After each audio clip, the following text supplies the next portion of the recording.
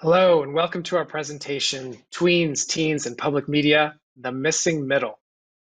This title begs several questions. Why are they missing? Where do they go? How do we find them and bring them back? We'll try to answer these questions today in the context of our new initiative, By, With, For Youth, inspiring next-gen public media audiences. It's my privilege to introduce my esteemed colleagues joining me here today. First up, we have Milton Shen, Senior Fellow and Executive Director Emeritus at the George Lucas Educational Foundation, and importantly, also an alumnus of both Sesame Workshop and KQED, the Bay Area's public media station, and a person on whose expertise we often rely.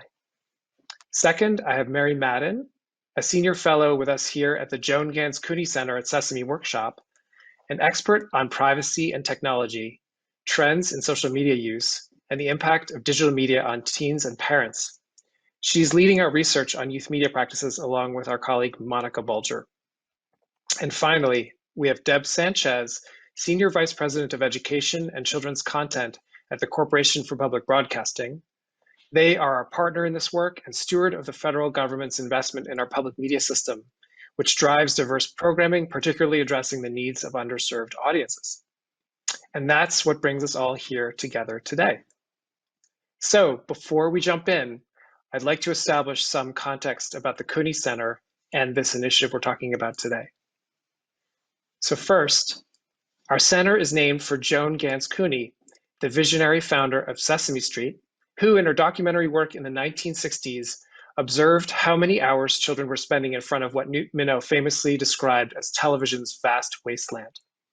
And as we all know, Joan saw television as an opportunity rather than a threat, and public television as the vehicle through which to reach young children at scale in order to address learning gaps that were created long before kids even arrived at school. She founded our center in 2007 to continue to advocate and innovate for children in the rapidly expanding universe of digital media, where we work with producers, policymakers, and practitioners to guide them toward what's best for kids, inspire and instigate thoughtful design and development, and build a community around our shared purpose. And that's what brings us here to the present day and our focus on tweens and teens, really the broad expanse of kids ages 8 to 18, a key segment of our country's 68 million members of Gen Z. These years are marked by key transitions, including how youth engage with media. They are shaping their unique identities, with media taking on a stronger cultural role in shaping how relationships work and where representation matters. They experience a shift in influence from family to school, and an expanding range of content and platforms. Their interests are characterized by breadth, and the constant growth of media, creators, and platforms means they're more likely to find what they're looking for.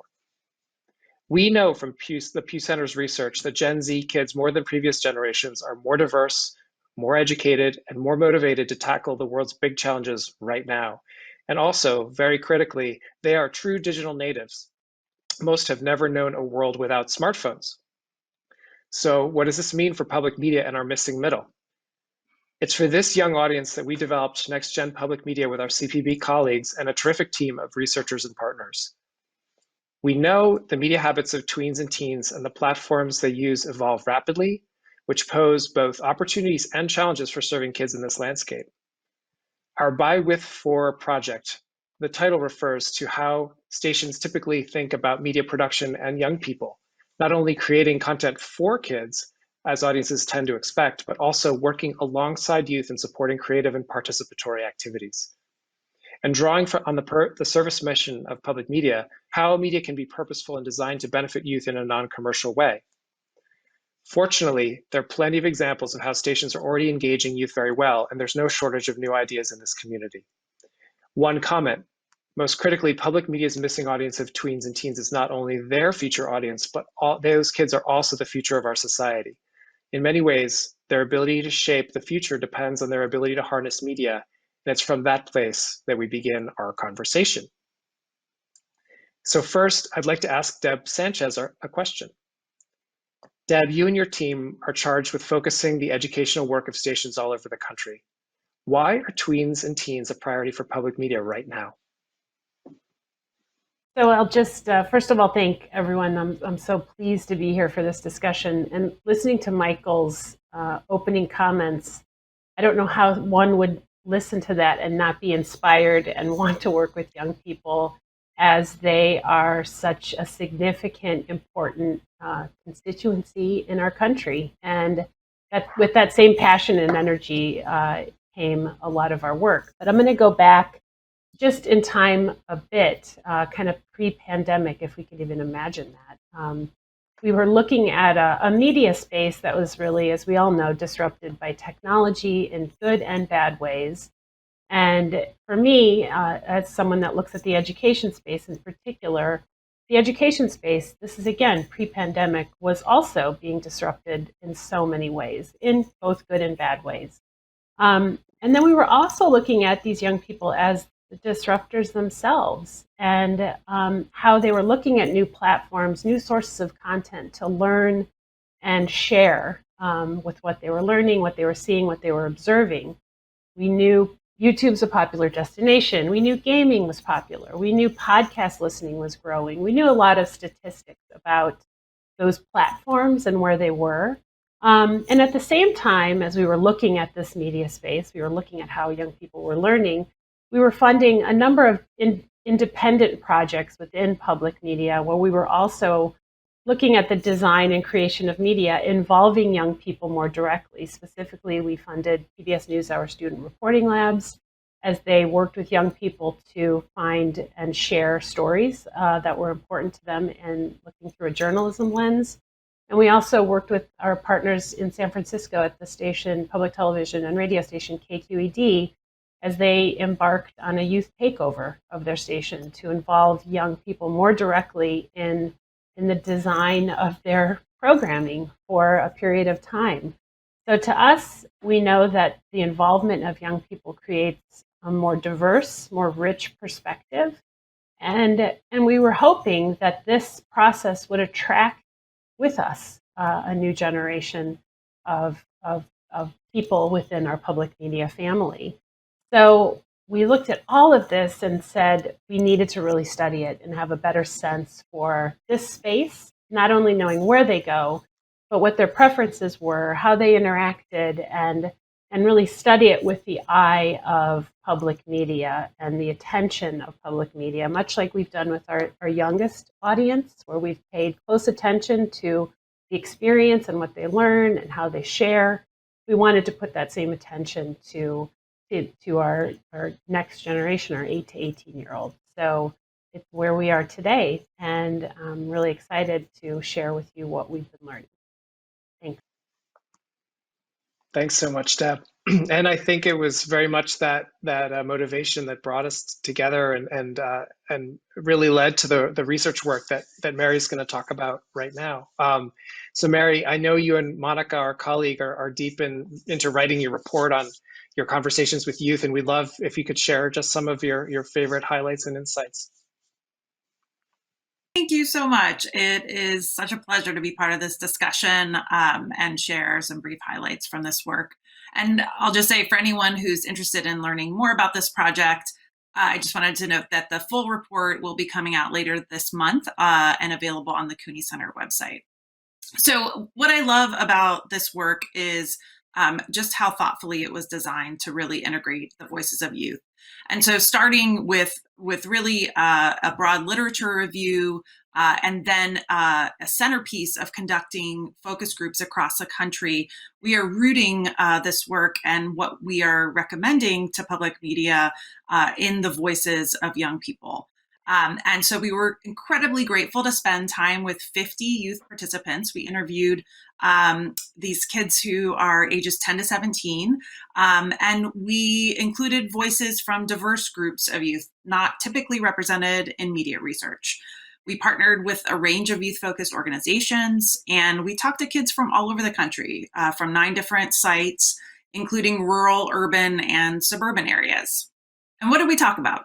We talk to kids about how they spend their time, what they find interesting, how they find new shows, apps, videos, what issues are important to them, what misconceptions adults have about youth. And of course, we also talk to kids about their experiences with public media. We asked them for their advice about what public media should do if they want to engage with people their age. And then we also talked about how their lives have changed during the pandemic. You can't conduct a project like this or any research really right now without acknowledging the significant impact that the pandemic has had, not only on kids' learning, but their social lives. And of course, even just on our research itself, we conducted these interviews like this over Zoom. And so that actually enabled some unexpected advantages in the number and range of voices that we were able to integrate into this research. And so what we found is largely that the current media landscape that you described to us is one of abundance and seemingly endless personalization possibilities, right? So teens described spending their free time moving across platforms and devices depending on their moods, their interests, and their access to certain kinds of connectivity. And importantly, the different platforms that they choose really end up being sort of a gateway into different social connections. And so those choices and those affordances are critically important. And that connectivity was quite varied. We found some kids we spoke to in rural areas did not have reliable broadband. In some cases, we had to have our conversations over the phone when connections weren't reliable. Other kids spoke to us from their phones, from their mobile devices. But most called in from what appeared to be their workspaces used for school, their kitchen tables, their desks, and their bedrooms. And so we got this window into their lives, really a view of the resilience during this time and the role that media played in both helping them continue their learning, but also supporting interest-driven learning. And so that was one of the constants that we found in this work is this dominance of video content across all the platforms that youth use.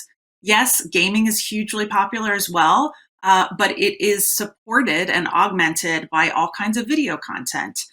Yes, social media is incredibly popular, but the lifeblood of a lot of social media right now is video. And so even for kids who told us, no, I don't really create videos of my own, then we would later find out, oh no, they're posting videos to TikTok regularly, and this is a part of the way they express themselves and communicate with their friends.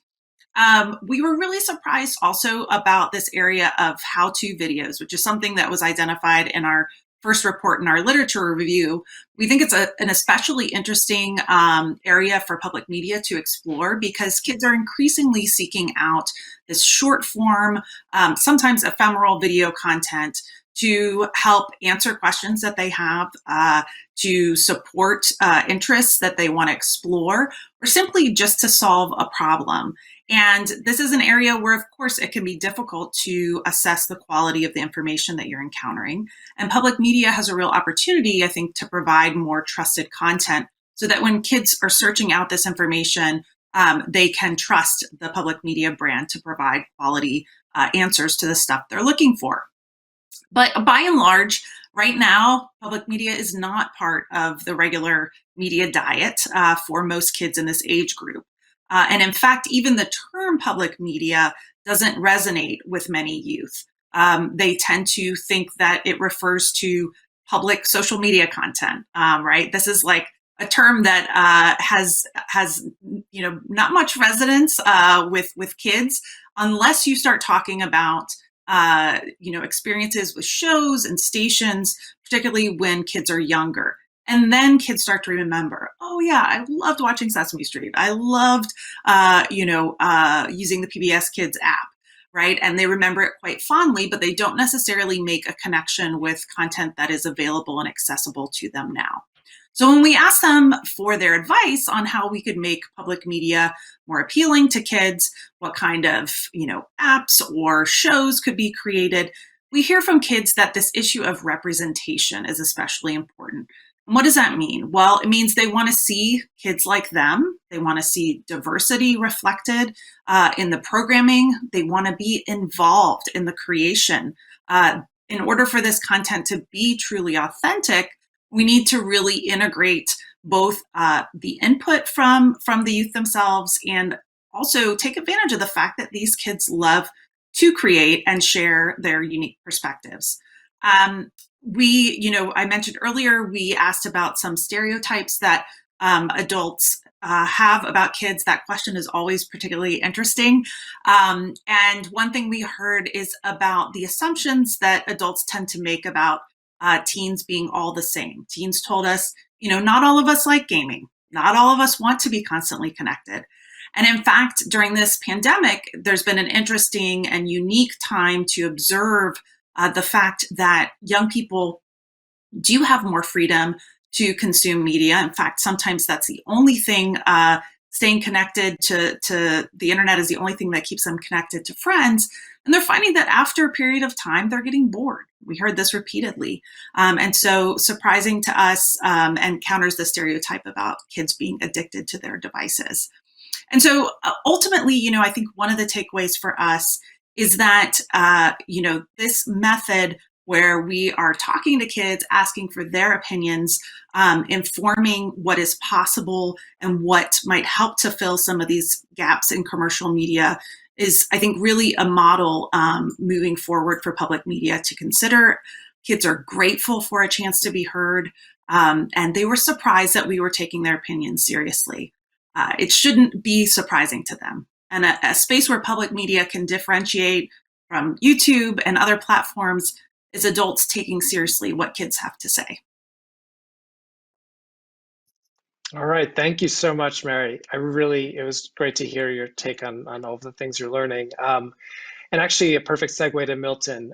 Milton, given your experiences at Edutopia and in public media and Sesame, I expect you've seen both the evolution of all kinds of media and kids' use of it.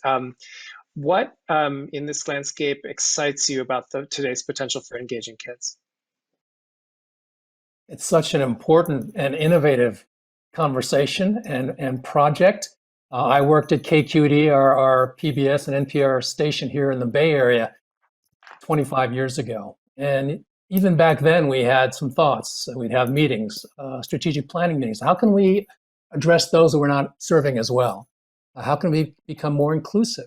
And you can fast forward 25 years, and here we are now, where you have a whole range of media tools that youth can now use to tell their own stories. So the idea of by and with, and not just for media, not just for young people, is so critical. And now we've reached a point in the evolution of media where we can now make this possible. I think it's very exciting. We've also learned that this is the right audience, as Mary was reporting on. They feel very much underserved. They feel like their opinions are not being taken into account. They feel like this is a world of education run by adults, and they have an important voice. I do believe that this could be a new model for education as we come out of COVID. We're looking for new models, more innovative models, better ways of engaging students and educators.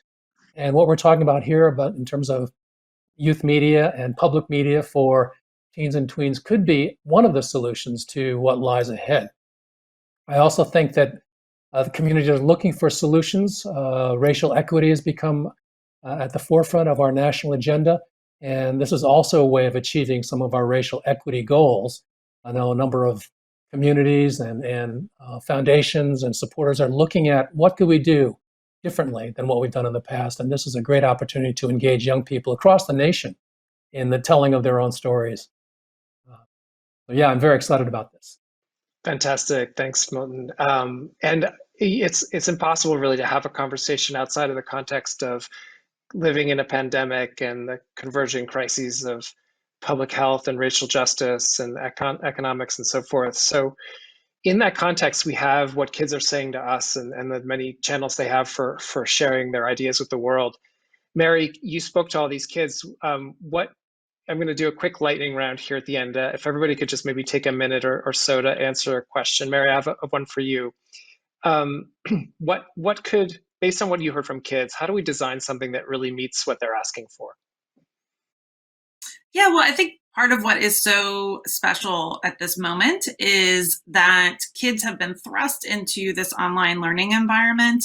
And that has meant they have had to figure out how to be on camera, right? How to share their ideas across different channels if they weren't already. And also to learn, some of what we're referring to as Zoom literacy, right?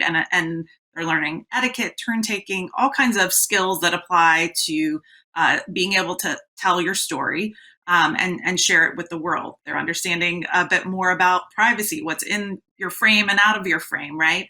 And they're seeing more of their peers sharing their stories, right?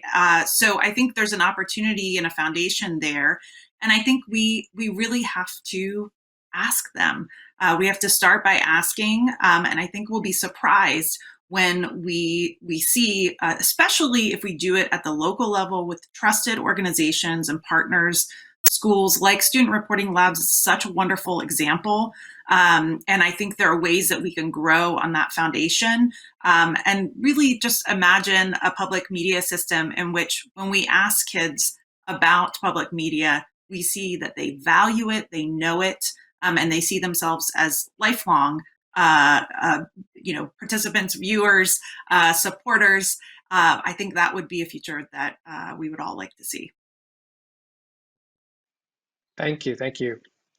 Milton, I wanted to go back to your comments about working at KQED and public media's opportunity here. There's been so much amazing work done at public media stations across the country that we've learned about this year. I was curious to know your thoughts on what public media stations specifically could do that's differentiated from what's already out there. What are some of the unique opportunities that they could take advantage of?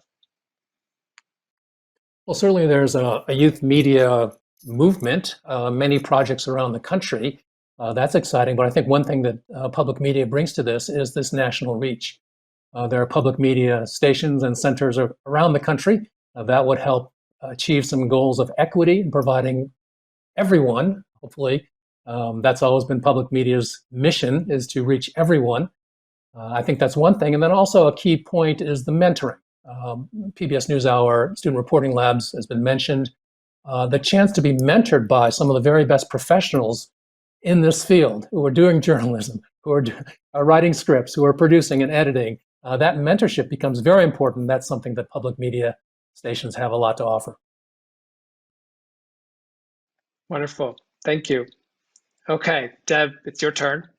As the person who's really brought us to the table here to work on this project together, I'm curious about how public media is meeting the moment. We've seen how in the pandemic, stations around the country have really risen to the challenge to engage with their local communities and fill in the gaps and try to be really helpful. And I'm so inspired by the local impact that stations have. At the same time, you have the national reach of big networks like PBS and NPR and other organizations. And on top of that, the internet makes everything available anywhere all the time. So you wonder how to leverage the best of those sort of three levels at which folks operate. And what are you thinking about as we move into this sort of new phase of public media? I think your reference about what just happened in the pandemic is really significant. And it's important to point out that we're unique in that we are both local and national. It's not a networked organization. It's a networked together, but it's not a top-down type organization. So during the pandemic, we saw local stations responding to very specific educational needs of their local communities. And through those partnerships on the ground, those partnerships then were transferred across states and through our PBS network. So there's this real collaborative spirit within our public media community and a desire to serve all, but serve all based on what's best for my local community. So the partnership that public media offers to young people in communities to sit with young people, to, as Milton discussed, provide mentorship, provide help in design and curation and creation of media beyond just placement of it in a social media platform, but just thinking about it and being more networked in that way, I think is something that we certainly bring to the table at this unique time that we're in. Thank you so much. Terrific. Okay, just to close quickly, thank you so much to our guests, Deb, Mary, and Milton, and for everybody who attended our session here today. I encourage everybody to visit the link on our last slide for more information about the initiative that we're working on, blogs and research reports, and future updates as this project grows. Thanks, everybody.